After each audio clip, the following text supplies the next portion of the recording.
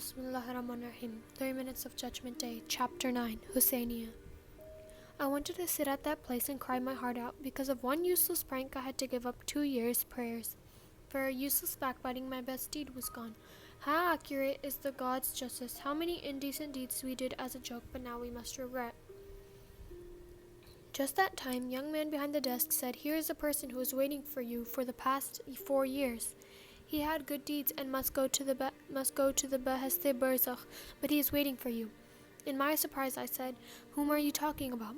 I saw one of the old trustee at my mosque who was standing in front of me next to the young man. He greeted me warmly and said, "Where are you? I have been waiting many years for you." After talking to me for some time, he continued, "At the time, you were busy in the cultural activities of the mosque and Basij. I accused you in the group, therefore I came to ask for your forgiveness."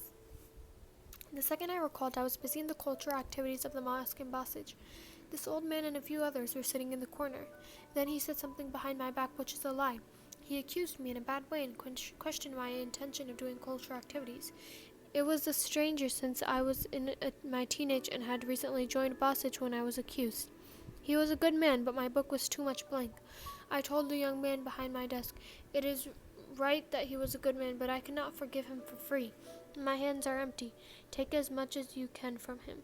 Now I realize the meaning of verse 37 of Surah Abasa in the Holy Quran, as everyone is deeply involved in his own misery that he cannot pay attention to the others. The young man looked at me and said, This good man has made a donation which was full of prosperity and brings him a lot of blessings. He made a Hosseiniya in the city for your people with a pious intent and for the sake of God. If you want, I can take all his blessings from the Hosseiniya and put them in your book so that you would forgive him." I said to myself, blessings of building a Hosseiniya for the sake of one accusation? So wonderful. Poor old man was very upset and depressed, but he had no option.